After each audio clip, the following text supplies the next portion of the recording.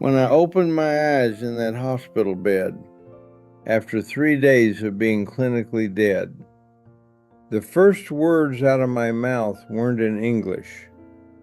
They were in fluent Italian, a language I'd never studied, never heard beyond a few phrases in movies, never had any reason to learn. Dove sono? Perché fa così male?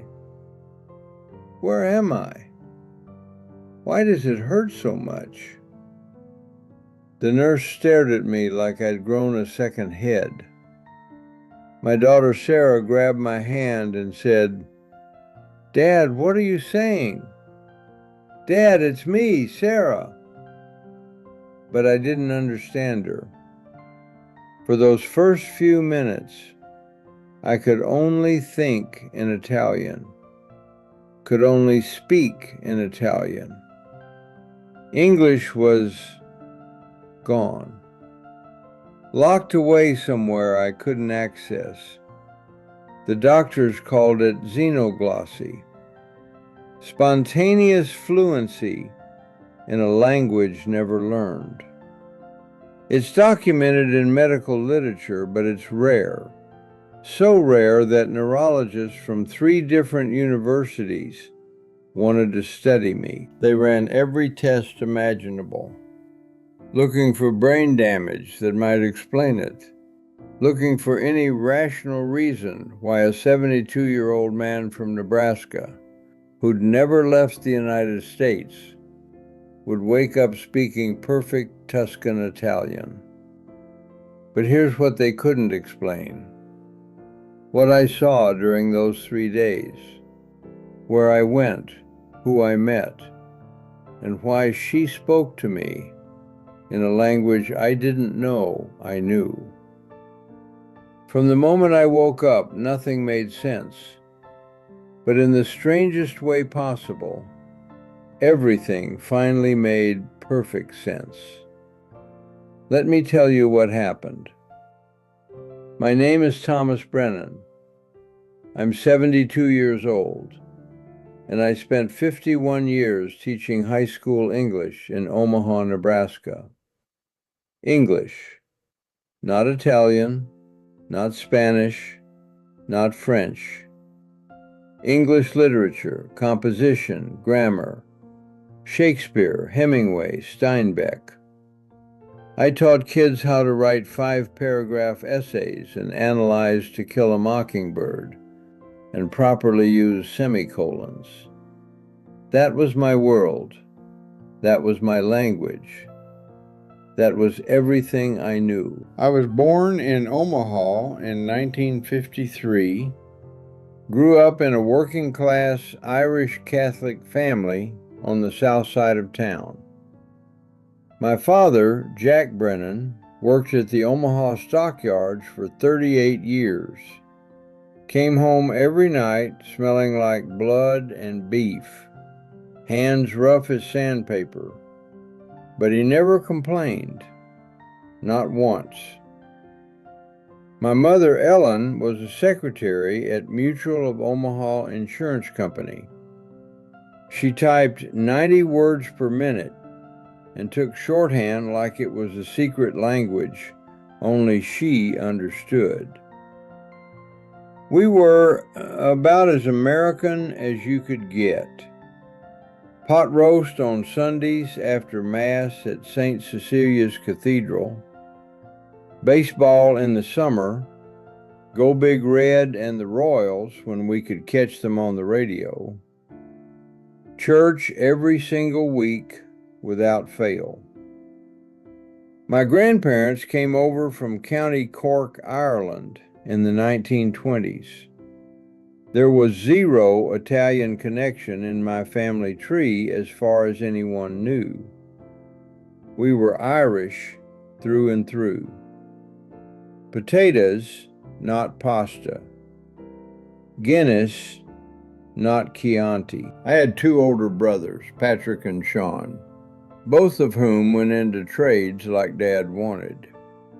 Patrick became an electrician, Sean a plumber. But me? I loved books, loved reading.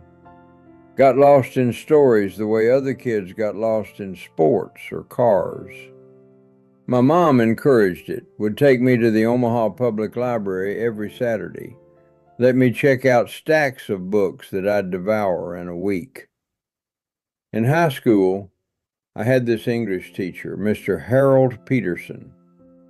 He was this tall, thin guy with wire-rimmed glasses who spoke about literature like it was alive, like books were breathing entities that had souls. He's the one who made me fall in love with teaching, made me realize that words had power, that language could change lives, that helping someone understand a poem or write a clear sentence was actually important work.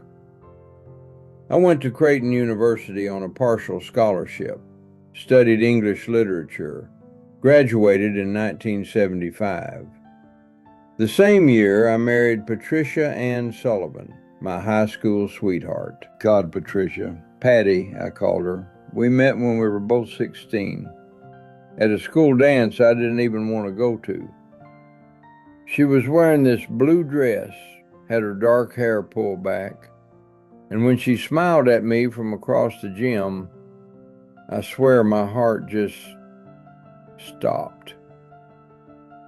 We dated all through junior and senior year, stayed together while I was at Creighton, even though she was working as a bank teller to help support her family.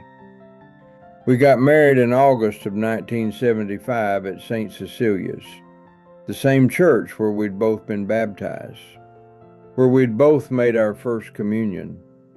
Small wedding, maybe 70 people. Reception in the church basement with sandwiches and a sheet cake. We didn't have money for anything fancy, but we didn't care. We had each other, you know. That was enough. I got my first teaching job that same year at Benson High School in North Omaha. Started at $8,200 a year, which wasn't much even then, but it was enough. Patty kept working at the bank. We rented a small apartment near 72nd and Maple, furnished it with hand-me-downs from our parents and garage sale finds. Our first child, Sarah, was born in 1977. I was 24 years old, scared out of my mind about being a father. But the moment they put her in my arms, something shifted. This tiny person, 7 pounds and 3 ounces, completely dependent on us, and I thought, okay, this is what life is about. This is what matters. Michael came along in 1979, and Danny in 1982. 3 kids in 5 years. Our apartment got too small, so we scraped together enough for a down payment on a small 3-bedroom house in Benson, right near the school where I taught. It was a fixer-upper. Needed new pipes, new roof, new everything. But it was ours. Those years were busy, chaotic, beautiful in their own way. I'd wake up at 5:30 a.m., grade papers before the kids woke up, get them ready for school, teach 5 classes of English, usually around 150 students total, then come home to dinner, help with homework, bath time, bedtime stories. Weekends were for yard work, Little League games, dance recitals, church on Sunday. Patricia was the center of everything. She eventually quit the bank to stay home with the kids, ran our household like a master conductor leading an orchestra. She knew when Sarah had a spelling test, when Michael needed new cleats for soccer, when Danny was struggling with fractions. She remembered every birthday, every anniversary, every parent-teacher conference. She was the glue that held us all together. And me? I was there, but I wasn't always present. You know what I mean? I loved teaching, really loved it. But I also threw myself into it in ways that probably weren't healthy. I'd stay late after school helping students, running the school newspaper, sponsoring the literary magazine. I'd bring home stacks of essays to grade every weekend. I'd volunteer for curriculum committees, professional development, anything that kept me engaged with the work. I told myself I was doing it for the family. Better teacher meant better chance at advancement, meant more money eventually, meant I was building something. But the truth I didn't want to admit, I was also hiding. Teaching was where I felt competent, successful, needed.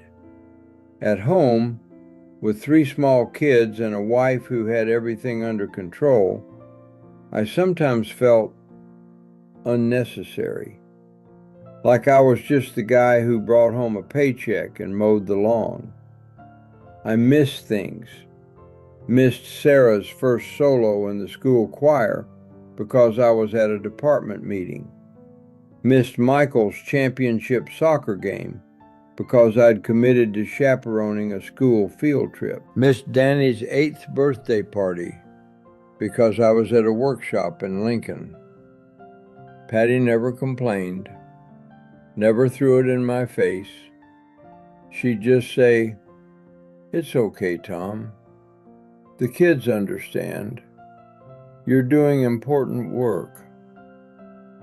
But I could see the disappointment in her eyes sometimes. Could feel the distance growing between us, inch by inch, year by year. The kids grew up. Sarah went to UNL, studied business, got married to a good guy named Greg, moved to a suburb of Omaha, had 2 kids of her own, Jake and Emma. Michael went to University of Chicago, became a financial analyst, married a woman named Jennifer, had 3 kids in the Chicago suburbs. Danny went to law school at DU in Denver, became a corporate lawyer, stayed single, married to his career much like I'd been married to mine. And then it was just me and Patty again, empty nest. The house that had always been too small suddenly felt too big, too quiet. We were supposed to have this whole second chapter together, you know. We'd talked about it for years. Once the kids were grown, once I retired, we'd travel, see the country, maybe go to Ireland and trace my family roots, visit Michael in Chicago more often, spend winters somewhere warm. We had plans, so many plans. I retired from Benson High in June of 2018. 51 years in the classroom. They threw me a retirement party, gave me a plaque, had former students come back and share stories about how I'd impacted their lives. It was nice, touching, but also terrifying because I thought, okay, now what?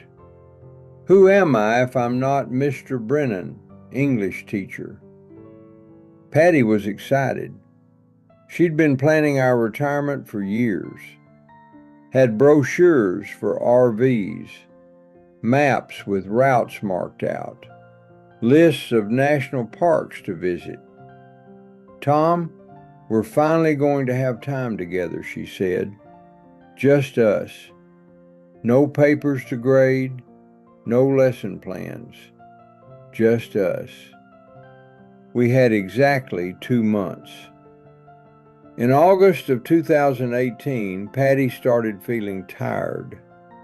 Not normal tired, but exhausted. Sleeping 10, 12 hours a day and still feeling drained. She lost her appetite, started losing weight. Her skin took on this yellowish tint. I made her go to the doctor. Dr. Yamamoto ran tests, blood work, imaging, more tests. Pancreatic cancer, stage 4, already metastasized to her liver. The oncologist, Dr. Sarah Chen, was kind but direct. "I'm sorry," she said. "At this stage, we're looking at months, not years. Maybe 6 months with aggressive treatment, maybe less." Patty took it better than I did. She cried, sure, but then she squared her shoulders in that way she had and said, "Okay, what do we do now?" We tried chemotherapy.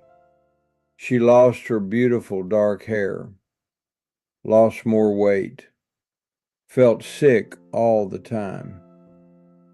But she kept smiling, kept trying to stay positive. "I'm going to beat this, Tom," she'd say. "We're still going to take that RV trip." But she didn't beat it. The cancer was too aggressive, too far advanced. By November, she was in hospice care at home. Sarah took family leave to help. Michael and Danny came when they could. We all took turns sitting with her, holding her hand, telling her we loved her. She died on January 12th, 2019, early morning, around 5:30 a.m. I was sitting next to her bed, holding her hand, and I felt her just slip away. One moment she was breathing, the next she wasn't. Just like that. 43 years together, and she was gone. The funeral was packed. St. Cecilia's was standing room only. She'd touched so many lives as a mother, a friend, a volunteer at church, a neighbor who always brought casseroles when someone was sick. Everyone loved Patty. I felt numb through the whole thing. Didn't cry at the funeral, didn't cry at the burial. Didn't cry when everyone came back to the house afterward with their sympathy and their lasagnas and their awkward condolences. I didn't cry until 3 days later when I was alone in the house and I reached for the phone to call her at the grocery store to ask what she wanted for dinner, and I remembered she was gone. That's when it hit. That's when I broke. The kids wanted me to move in with one of them.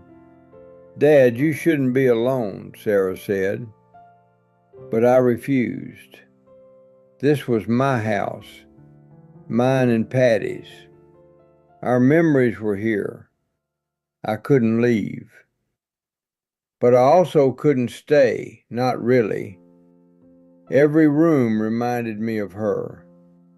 Her coffee mug in the cabinet, her reading glasses on the nightstand, her crossword puzzle books on the end table, her garden in the backyard that I didn't know how to take care of, so I just watched it slowly die, which felt like a metaphor for my entire life. I went back to work. Benson High needed a long-term sub for a teacher on medical leave, and I jumped at it. Anything to not be in that empty house. Anything to feel useful again. But then the pandemic hit in March of 2020. School shut down. Everything went remote. I was teaching from my dining room on Zoom, staring at little boxes of students with their cameras off, and it felt pointless. This wasn't teaching. This was performing to an empty room. I retired again in June of 2021, for real this time. And then I was just adrift, 70 years old, alone, no job, no wife, no purpose. I'd wake up and think, what's the point? I'd make coffee, read the paper, watch TV, go to bed, repeat.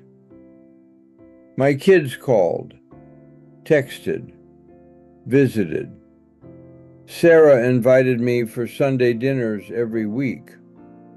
Michael would FaceTime with his kids. Danny would check in, ask how I was doing. And I'd always say the same thing. I'm fine. Don't worry about me. But I wasn't fine. I was drowning. Slowly, quietly drowning in grief and loneliness and the suffocating weight of purposelessness. I stopped going to church, stopped seeing friends, stopped doing anything that required effort or energy. I'd go days without leaving the house. I started drinking more, bourbon usually, just a little at lunch, a little more in the evening. Not enough to be a problem, I told myself. Just enough to take the edge off. My health started deteriorating. Blood pressure creeping up. Cholesterol through the roof. I gained weight, stress eating, comfort eating, not caring anymore eating. Dr. Yamamoto would lecture me at every appointment. Tom, you need to make some changes. Exercise, diet, stress management. You're headed for a heart attack or stroke if you keep this up. I'd nod, say I'd try, then go home and order pizza. I wasn't suicidal. I need to be clear about that. I wasn't trying to die. But I also wasn't trying very hard to live. I was just existing, going through the motions. Waiting for what? I didn't know. Sarah worried about me the most. She could see it, could see me fading away. Dad, you need to do something, she'd say. Join a book club, volunteer, travel, something, anything. You can't just sit in that house alone. But I didn't want to join anything. Didn't want to meet new people or force small talk or pretend I was okay when I wasn't. The only thing I did was walk sometimes. Not for exercise, just to get out of the house. I'd walk around the neighborhood or sometimes drive to a park and walk there. And I'd think about Patty. Wonder what she'd say if she could see me now. Probably something like, Tom Brennan, stop feeling sorry for yourself and go live your life. But I didn't know how to do that anymore. That's where I was on March 15th, 2025. A Saturday. The Ides of March, which I always remembered because I'd taught Julius Caesar so many times. Beware the Ides of March, right? Shakespeare's warning. I should have paid attention. Sarah had called the week before. Dad, Jake's turning 8 next Saturday. We're having a party at the house. You'll come, right? I don't know, honey. I'm not feeling great. Dad, her voice got firm. You're coming. Jake asks about you. He wants his grandpa there. Please. So I said yes. What else was I going to do? Sit home alone? The day of the party I almost canceled.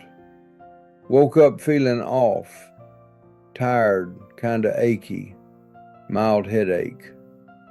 But I'd promised, and I was trying, really trying, to be better about showing up for my family. I drove the 20 minutes to Sarah's house in West Omaha. Nice neighborhood. Big houses with actual yards. So different from the working class streets where I grew up.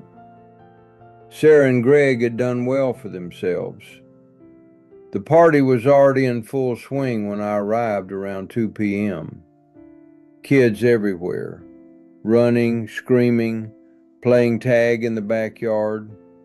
Parents standing around making small talk. Music playing. Greg at the grill making burgers and hot dogs. I brought Jake a present. Some book about dragons that the lady at Barnes & Noble recommended. I didn't really know what he was into anymore. Used to know everything about my kids when they were young. But my grandkids? They were strangers to me, and that was my fault. Jake ran up when I arrived. Hi, Grandpa Tom. Then immediately ran off to play with his friends. Sarah hugged me. Thanks for coming, Dad. It means a lot. I sat in a lawn chair under a tree, watching, observing, feeling like an outsider at my own grandson's birthday party. Parents were talking about school districts and soccer leagues and things I had no context for. The kids were in their own world. Greg was busy with the grill, and I just sat there thinking, this is my family, and I don't feel like I belong here. Around 3 p.m., the headache got worse. Sharp pain behind my left eye.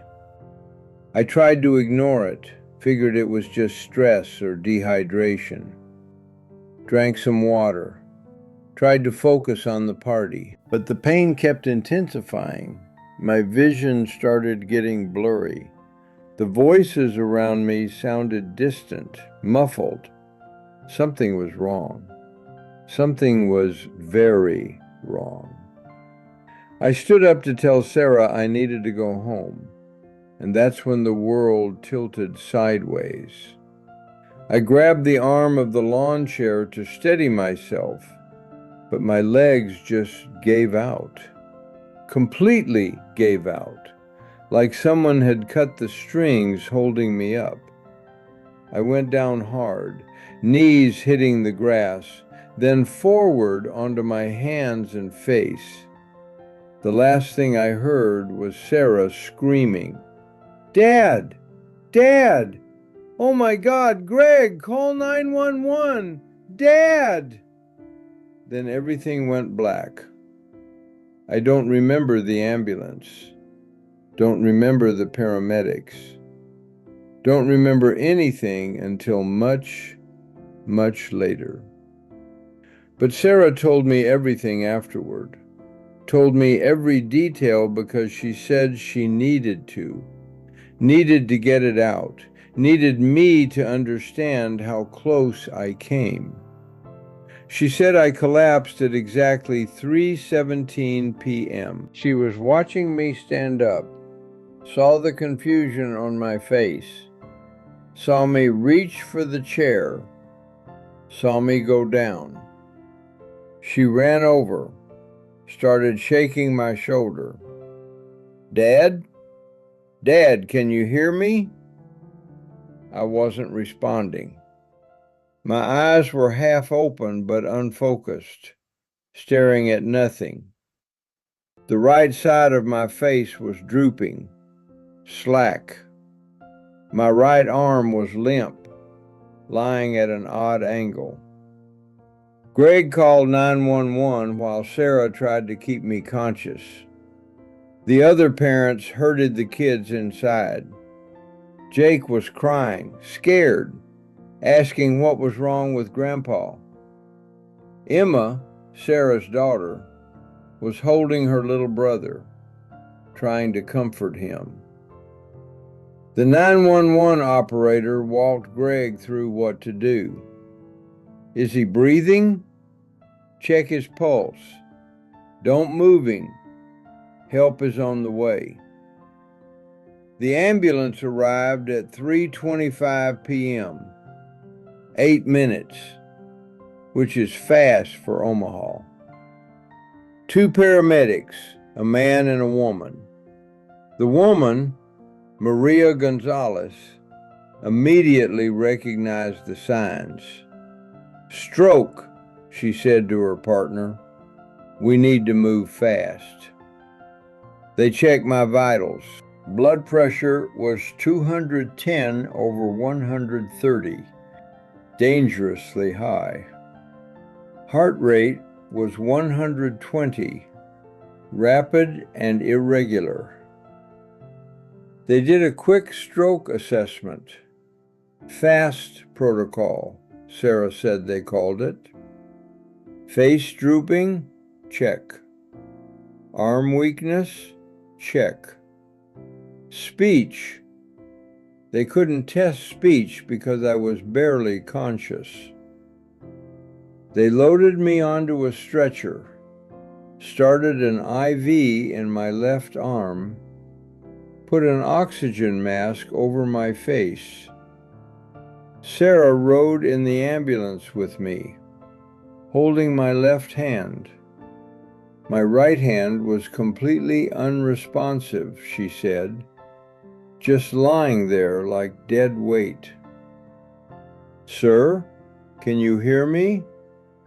Sir, squeeze my hand if you can hear me.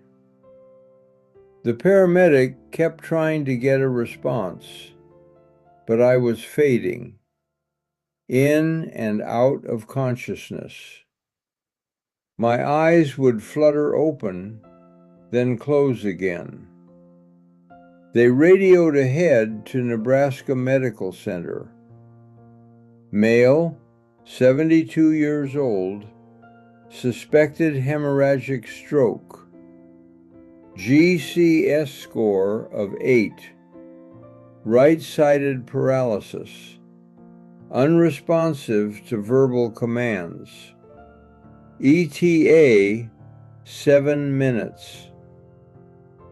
We arrived at the ER at 3:41 p.m. They wheeled me straight to the trauma bay, and that's when everything became control chaos. Sarah said there were at least 8 people in that room, doctors, nurses, techs, all moving fast, all calling out numbers in medical terms she didn't understand. Dr. Richard Morrison was the neurosurgeon on call.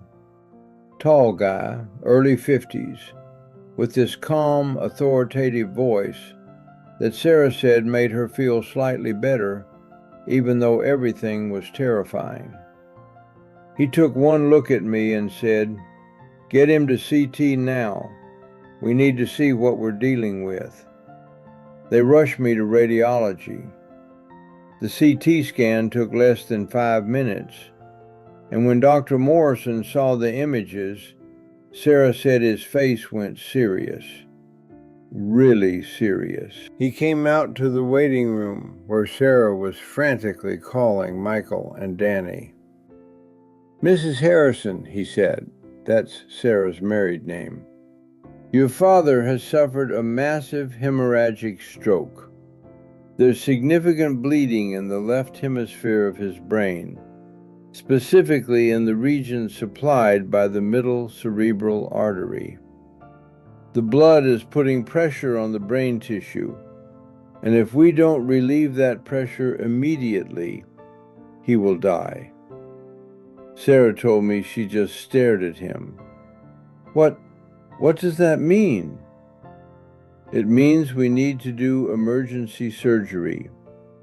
We need to open his skull, stop the bleeding, and remove as much of the accumulated blood as possible. Even with surgery, I have to be honest with you. The damage is extensive. He may not survive the procedure. And if he does survive, there will likely be significant permanent impairment, language problems, paralysis, cognitive deficits. Michael was already on a plane from Chicago. Danny was driving from Denver, 6 hours away. Sarah was alone, 29 years old, being asked to make a life or death decision for her father. "Do the surgery," she said. "Please, just do whatever you can." They took me into the OR at 4:23 p.m. Dr. Morrison and his team prepped me, shaved part of my head, sterilized the area, draped me in surgical sheets. Sarah wasn't there for any of this, but the surgical notes say everything. The procedure is called a craniotomy. They cut through my scalp, used a specialized saw to remove a section of my skull, a bone flap they call it, to access my brain. When they got in there, they found massive bleeding from a ruptured blood vessel, blood pooling in the tissue, compressing everything around it. Dr. Morrison worked to stop the bleeding, cauterize the vessel, suction out as much blood as possible. But the damage was done. Brain tissue doesn't regenerate like other parts of the body. Once it's damaged, it's damaged. And then, at 6:42 p.m., my heart stopped. The monitors started alarming. Flatline, asystole, no electrical activity at all. The anesthesiologist called it out. "We've lost him. Starting compressions." They did CPR right there on the operating table. One of the surgical nurses doing chest compressions while Dr. Morrison continued trying to control the bleeding, while the anesthesiologist pushed drugs, epinephrine, atropine, trying to restart my heart. 1 minute of CPR, 2 minutes, 3 minutes. At 3 minutes and 20 seconds, my heart started again. Weak rhythm, but rhythm. They finished the surgery, closed me up as best they could, but they couldn't replace the bone flap. My brain was too swollen. They left it off, covered the area with my scalp and a protective dressing. It's called a craniectomy when they don't put the bone back. I'd have to live with part of my skull missing until the swelling went down, if it ever went down. The surgery took 4.5 hours total. They wheeled me out at 8:47 p.m. and took me straight to the neuro ICU. Sarah was there, along with Michael, who'd just landed and gotten an Uber straight from the airport. Dr. Morrison came out in his surgical scrubs, looking exhausted. "The surgery went as well as could be expected," he said. "We stopped the bleeding and relieved the pressure. But I have to be very clear with you. The damage is extensive." He coded on the table. His brain was without oxygen for over 3 minutes. "We've induced a medical coma to give his brain time to heal, but the next 72 hours are critical. If he survives, we'll know more about the extent of permanent damage. If he survives? Michael asked. I'm sorry, Dr. Morrison said, but yes, if. They let Sarah and Michael see me for a few minutes. Sarah said I didn't look like myself. My head was bandaged, half my hair shaved off. I had a breathing tube down my throat connected to a ventilator, IVs in both arms, a catheter, monitors everywhere, beeping and flashing. My skin was gray. My right side was visibly flaccid, drooping. I held your hand, Sarah told me later, your left hand, and I talked to you, told you that you had to fight, that we needed you, that Jake and Emma needed their grandpa, that you couldn't leave us like Mom did. But I wasn't there. I was somewhere else entirely. Day 1, March 16th, 2025, Sunday. I remained in the induced coma. The ventilator breathed for me. Medications kept my blood pressure controlled, kept my brain swelling from getting worse. Danny arrived around noon, having driven through the night from Denver. My 3 kids sat vigil, taking turns at my bedside, talking to me, holding my hand. The nurses said that was good, that comatose patients could sometimes hear, that familiar voices might help. But my brain activity was concerning. The EEG showed abnormal patterns. Dr. Elena Vasquez, the neurologist assigned to my case, reviewed the results and didn't look optimistic. There's significant injury, she told my kids. Even if he wakes up, we're looking at major deficits. He'll likely never speak normally again. The left hemisphere controls language, and that's where the damage is worst. He may not recognize you, may not know who he is. You need to prepare yourselves. Day 2, March 17th, St. Patrick's Day. I would have made a joke about that if I'd been conscious. Brennan spending St. Patrick's Day in a coma. My condition deteriorated. My pupils stopped responding to light as quickly. The brain swelling wasn't going down despite the medications. My blood pressure kept spiking despite the drugs to control it. Dr. Morrison came in to check on me, looked at the monitors, looked at my kids' exhausted faces. I'm going to be honest, he said. This isn't looking good. The swelling should be improving by now, and it's not. His brain is herniating, shifting inside the skull due to pressure. If this continues, we're looking at brain death. They called Father O'Malley from St. Cecilia's, the same priest who'd done Patty's funeral. He came, still smelling like incense from the St. Patrick's Day Mass he'd just finished.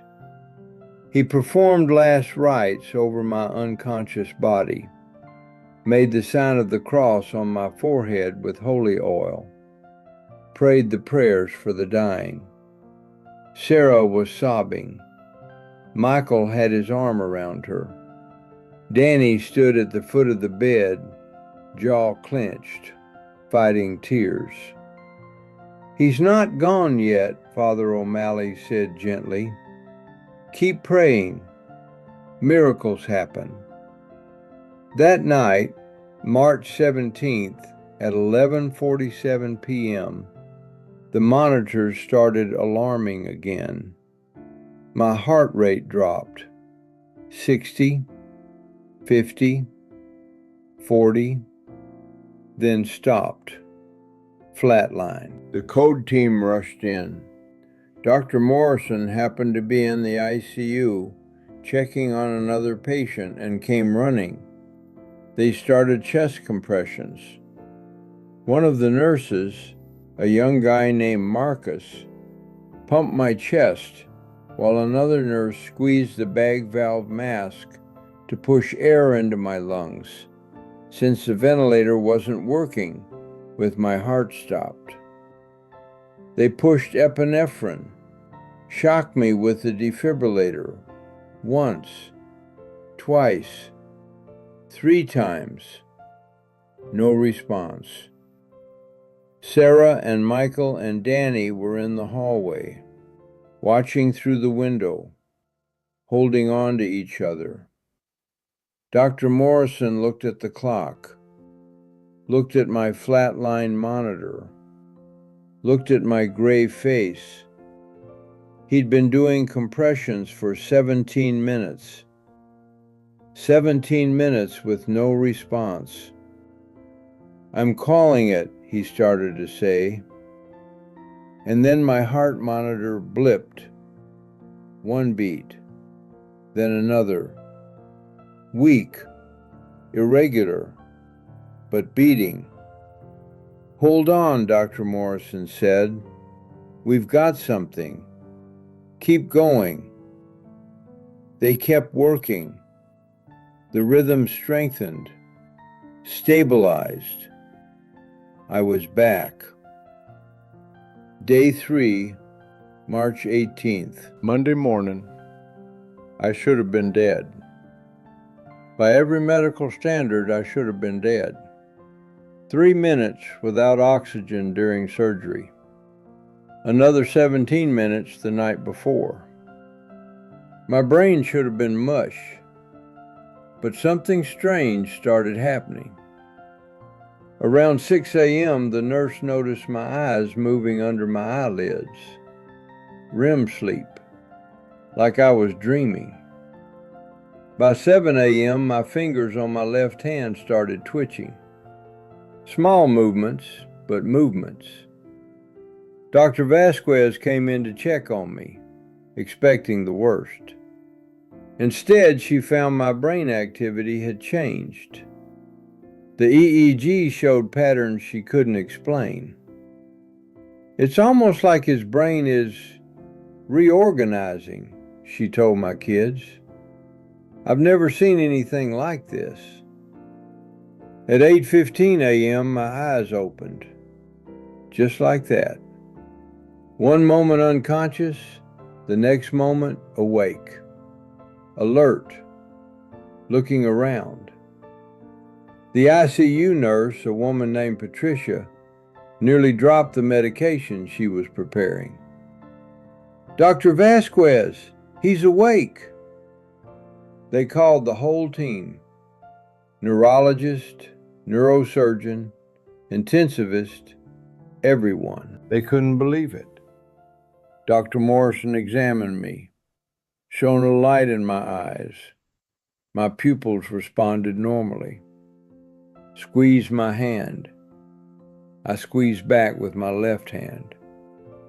My right side was still weak, but I was conscious, aware, looking at the faces around me with recognition. Sarah pushed into the room. "Dad? Dad, oh my God, can you hear me?" They started removing the breathing tube. It was uncomfortable, painful, made me gag and cough. But within minutes, I was breathing on my own. Dr. Vasquez leaned over me. "Mr. Brennan? Thomas? Can you tell me your name?" I opened my mouth to speak, and what came out was Italian. "Dove sono? Where am I?" Everyone froze. "What did he say?" Sarah asked. "Perché fa così male?" "Why does it hurt so much?" I said, looking right at Sarah. "Chi sei tu?" Who are you? Perfect Italian. Fluent Italian. Italian I'd never learned, never studied, never had any reason to know. And for the first few minutes, I couldn't access English at all. It was gone, locked away. Only Italian would come. The medical staff looked at each other in complete confusion. Because what I didn't know yet, what none of them knew, was where I'd really been for those 3 days, and who had been teaching me. During those 3 days, while my body lay dying in that hospital bed, while doctors worked frantically to save me, while my children sat vigil praying I'd wake up, I was somewhere else. Somewhere impossible to describe with earthly words, but I'm going to try. The first thing I remember is floating, just floating. I was above the operating table, looking down at my own body. I could see everything with this crystal clarity that felt sharper than normal vision. I could see Dr. Morrison's hands inside my open skull, working quickly, precisely. I could see the monitors, the numbers on the screens. I could see the blood, so much blood, in the suction canisters. And I could see my face, my gray, slack face, my chest rising and falling only because a machine was breathing for me. I looked old, tired, used up. I felt no fear. That's the strangest part. You'd think watching someone cut into your brain would be terrifying, but I felt completely calm, peaceful, like I was watching something on television that didn't really concern me. Then I heard the monitor flatline, heard Dr. Morrison say, "We've lost him." I watched them do chest compressions on my body, watched them push drugs, watched them work frantically to bring me back. And I thought, with this odd detachment, so this is what dying looks like. I started moving away from the operating room. Not walking, not flying exactly, just moving, transitioning. The hospital walls became translucent, then transparent. Then they were gone entirely.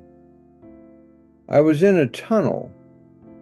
I know that sounds like a cliché, like every near-death experience story you've ever heard, but it's true. A tunnel of light. Except the light wasn't external. It was coming from everywhere and nowhere at once.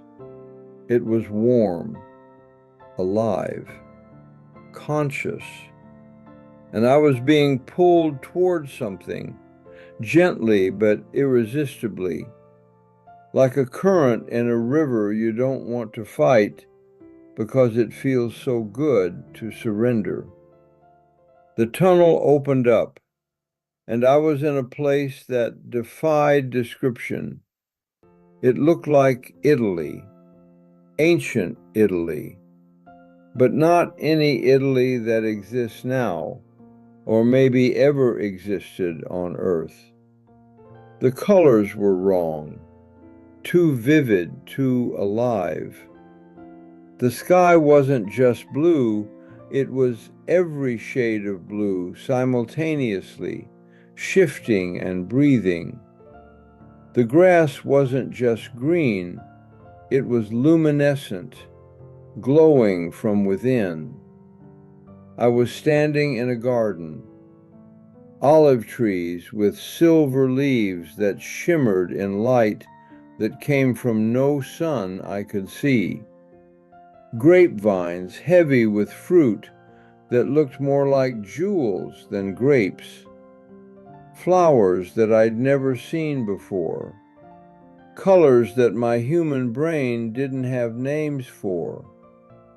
The air smelled like, God, how do I describe it? Like spring and bread and wine and something else.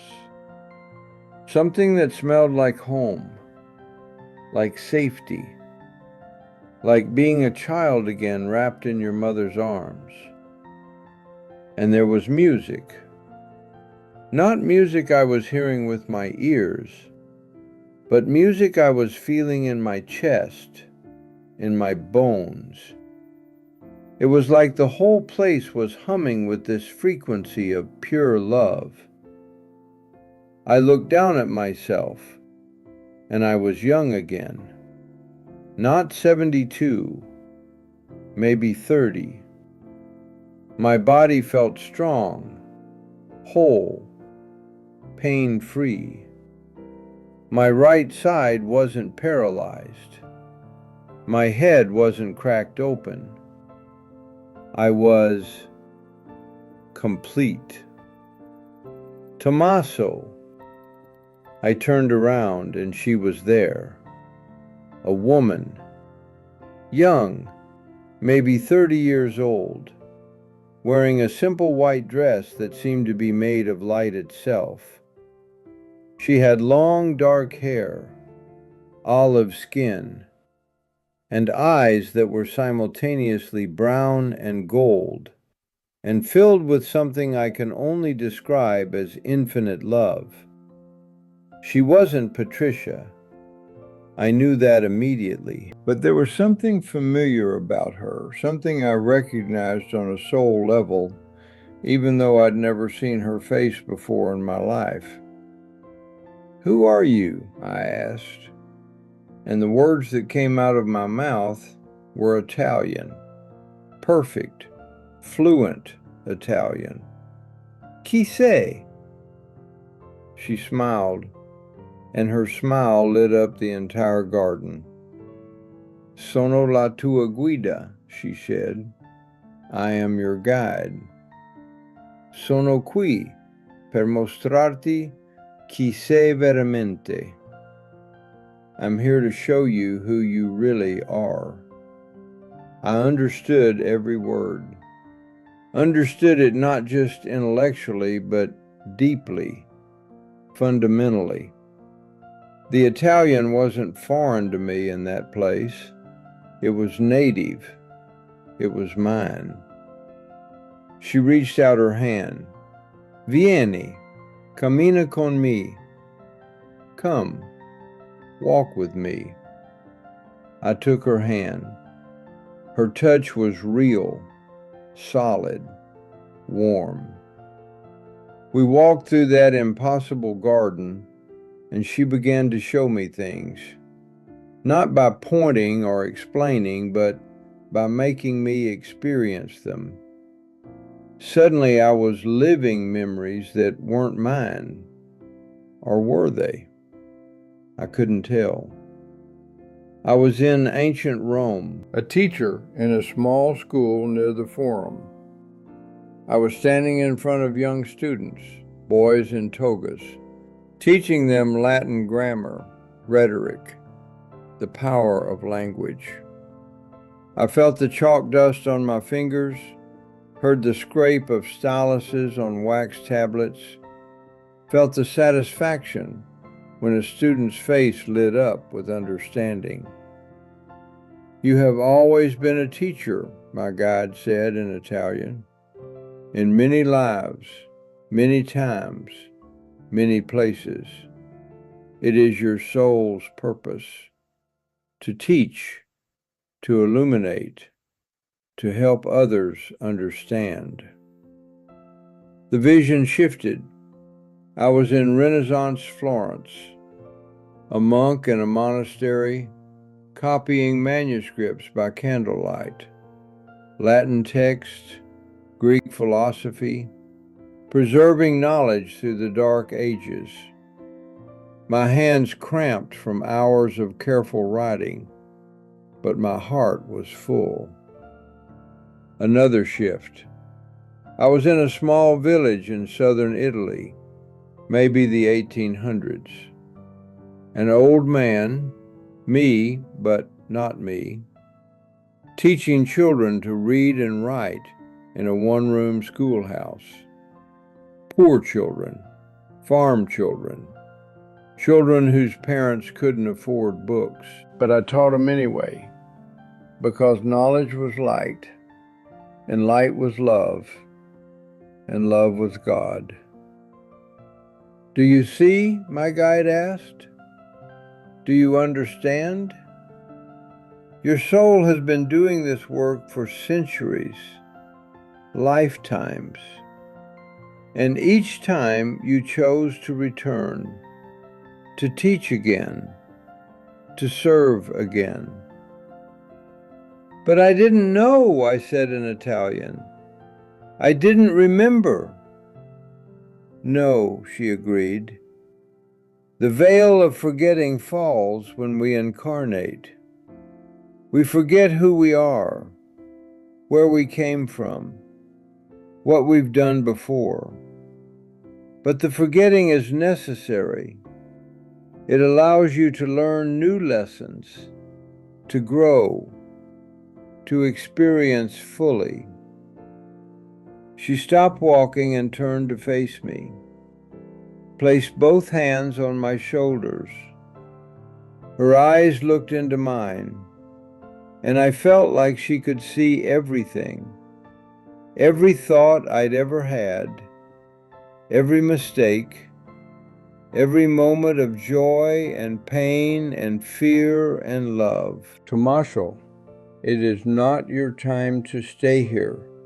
You must return. No, I said, and I felt panic rising. I don't want to go back. It hurts there. I'm alone there. Patricia is gone. I have nothing.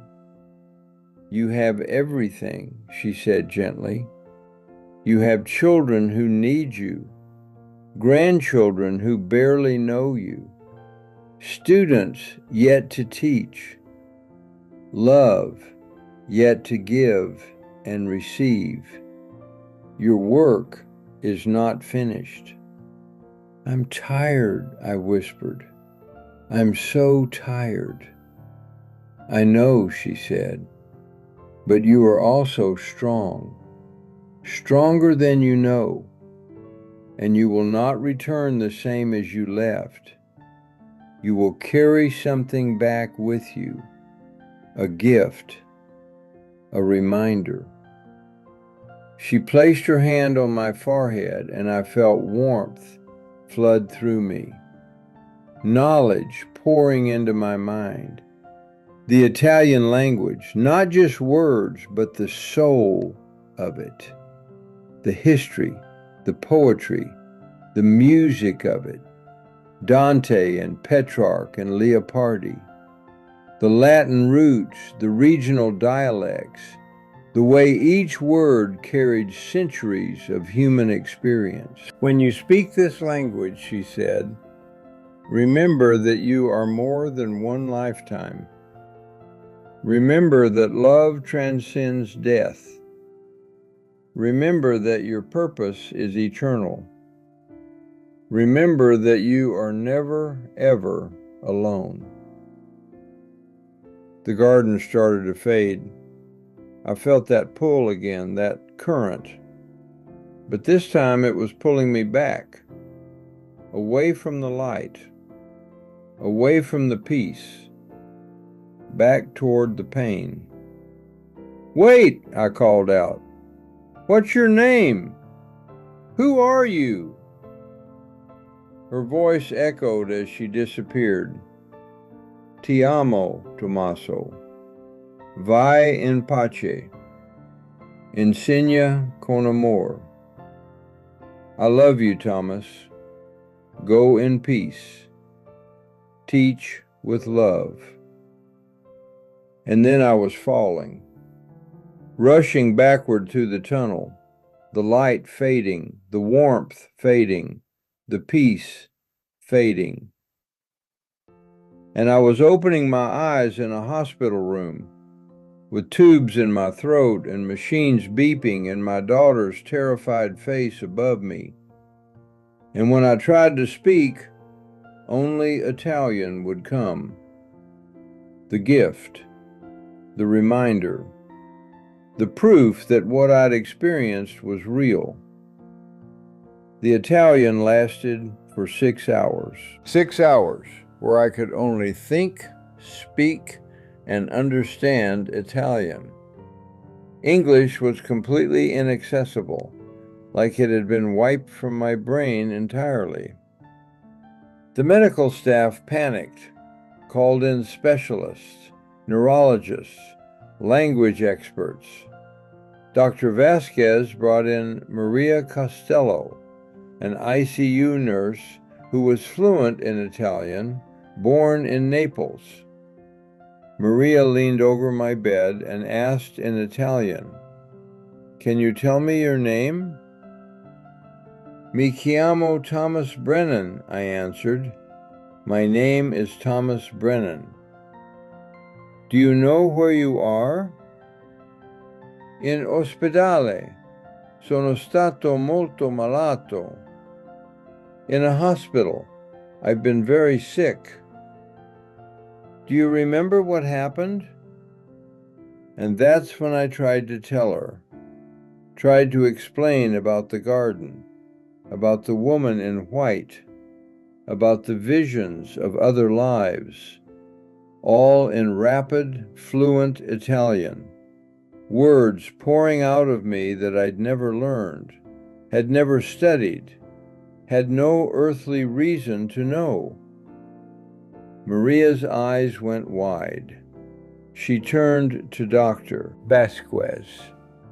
He's speaking perfect Tuscan Italian, not just basic phrases, complex sentences, literary Italian.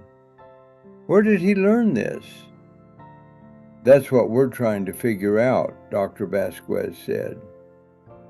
Sarah was crying, holding my left hand. "Dad, I can't understand you. Please, try to speak English. Please." I looked at her, saw her tears, wanted desperately to comfort her, tried to find English words, searched my brain for them, but they wouldn't come, only Italian. "Mi dispiace," I said, tears running down my own face. "I'm sorry. Non posso.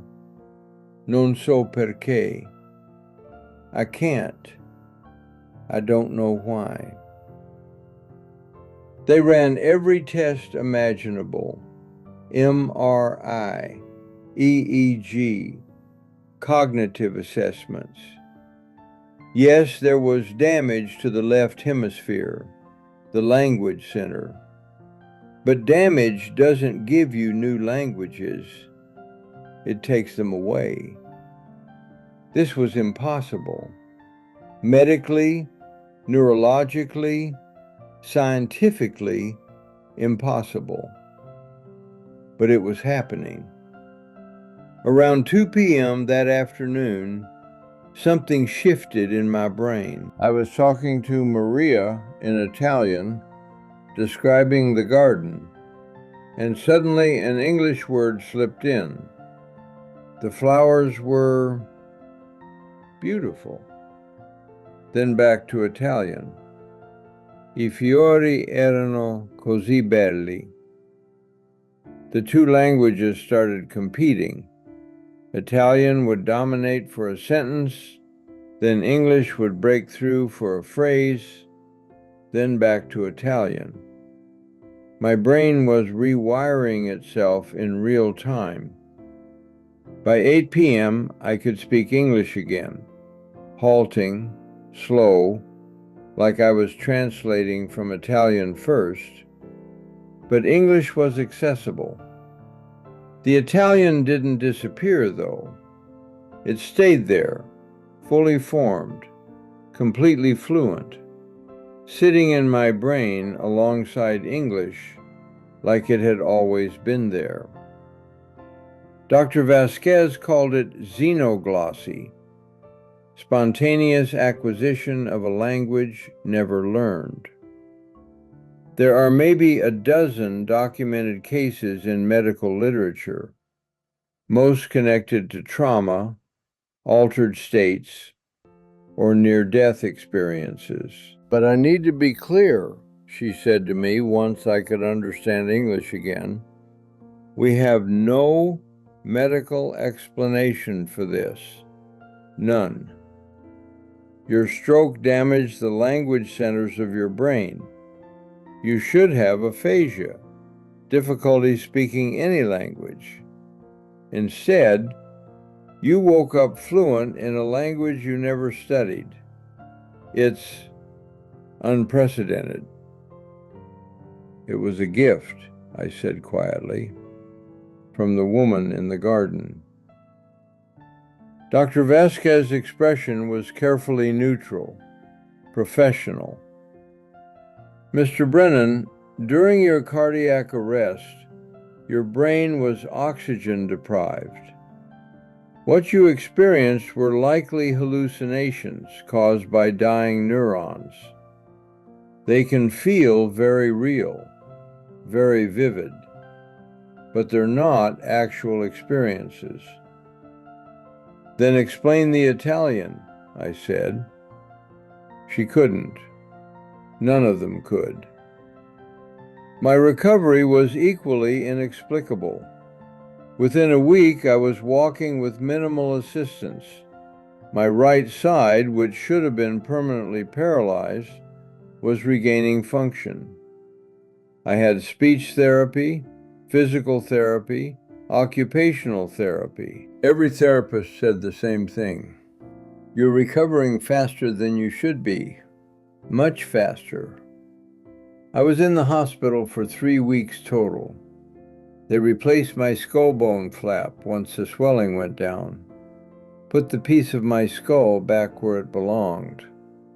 The scar on my head was brutal, a horseshoe shape across my scalp, but my hair would eventually cover most of it. Sarah stayed with me for the first month after I came home. She was terrified I'd have another stroke, that I'd fall, that I'd be alone when something went wrong. But she also watched me change, saw that I wasn't the depressed, isolated man I'd been before. "Dad, you're different," she said one night over dinner. "You're, I don't know, lighter, happier." "I know where Patty is now," I told her. "I know she's okay. I know she's waiting. And I know I'm not supposed to be there yet. I have work to do here." I told her everything. About the garden, the woman, the visions of past lives as a teacher, about the overwhelming feeling of love and purpose and interconnection, about coming back with Italian as a reminder, a proof, a gift. Sarah listened, really listened, and she didn't dismiss me. "I believe you, Dad," she said. "I don't understand it, but I believe that you experienced something real." Michael was more skeptical when he visited. "Dad, I'm glad you're better, really. But you had a brain injury. Your neurons were misfiring. The Italian is probably some kind of cryptomnesia, hidden memory from something you were exposed to as a child." I was never exposed to Italian, I said. Not like this. You don't know that. Maybe you watched Italian movies as a kid. Maybe you... Michael, I interrupted gently. I know what I experienced. I'm not asking you to believe it. I'm just telling you what happened. Danny was somewhere in between, curious but cautious. So you think you've lived before? Past lives? I don't know what I think, I admitted. I just know what I saw, what I felt. And I know I came back speaking a language I never learned. Those are facts. What they mean? I'm still figuring that out. The medical community wanted to study me. Researchers from 3 universities, Nebraska, Northwestern, and Stanford, reached out. Could they do brain scans, cognitive tests, language assessments, document this unprecedented case? I agreed. Let them poke and prod and analyze. They published papers, presented at conferences. Spontaneous foreign language acquisition following hemorrhagic stroke and near-death experience. They cataloged every detail, but they couldn't explain it. The conclusion of every paper was essentially, this happened. We documented it. We have no idea how or why. I enrolled in advanced Italian classes at the University of Nebraska, Omaha. Not to learn the language, I already knew it, but to understand it better, to explore this gift I'd been given. Professor Antonio Benedetti, who'd been teaching Italian for 30 years, was astounded. Mr. Brennan, you speak like someone who grew up in Tuscany. Your accent, your grammar, your vocabulary, it's native level, better than native. You use linguistic constructions that haven't been common since the Renaissance. How is this possible? I honestly don't know, I said, but I'm grateful for it. I started teaching again, not formally, not in a classroom, but I volunteered at a refugee center helping Italian immigrants with English. And I taught conversational Italian at the public library, free classes for anyone who wanted to learn. My students had no idea about my stroke, my NDE, the mysterious acquisition of the language. They just knew I was passionate about teaching, about language, about connection. And I was. For the first time in years, I felt alive, purposeful, like I was doing what I was meant to do. I reconnected with my grandchildren, really connected. Started going to Jake's soccer games, Emma's dance recitals. Spent time with them, got to know them, let them know me. Told them stories in English and Italian. They thought it was cool that Grandpa could speak 2 languages. I started writing, journaling about my experience, trying to make sense of it, trying to preserve the details before they faded. The garden, the woman, the overwhelming feeling of love and purpose. Some things did fade. The vividness of the colors, the exact words she spoke. But the core of it remained. The knowing, the certainty that consciousness continues, that love transcends death, that we're all connected across lifetimes. I joined a near-death experience support group. met others who'd died and come back changed, who'd seen things they couldn't explain, who struggled to integrate their experiences into their ordinary lives. For the first time since Patty died, I didn't feel alone. A woman in the group, Helen, had died during childbirth and met her deceased mother. A man named Robert had drowned and experienced a life review where he felt every emotion he'd ever caused in others. A younger guy, David, had overdosed and been shown a future where his children needed him. All of us changed, all of us certain of something beyond this physical reality, all of us trying to live differently because of what we'd seen. It's been 9 months now since March 15th, 2025.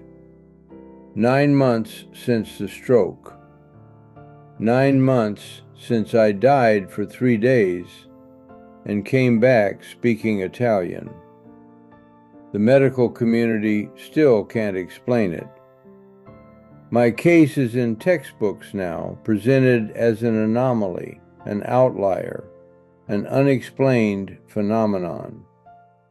But I don't need their explanations. I know what happened. I know where I went. I know who I met. I know why I came back. I'm not afraid of death anymore. How can I be? I've been there. I've seen what's waiting. It's beautiful. It's love. It's home. But I'm not ready yet. Not yet. There are students to teach, grandchildren to know, love to give and receive. There's still work to do. Every morning I wake up and speak a little Italian to myself. Buongiorno, Tommaso. Oggi è un dono. Good morning, Thomas. Today is a gift. And it is. Every single day is a gift. A chance to teach with love, to connect authentically, to remember that we're eternal souls having a temporary human experience. The woman in the garden was right. I'm never alone. None of us are. We're all connected across lifetimes, across dimensions, across death itself. And when my time truly comes, when it's really time to leave this body and return to that garden, I'll go peacefully, gratefully, knowing I'm going home. But until then, I'll keep teaching, keep loving, keep speaking the language of the heart, in English and Italian and every language beyond words. Because that's what I came here to do. That's what I've always done. That's who I really am.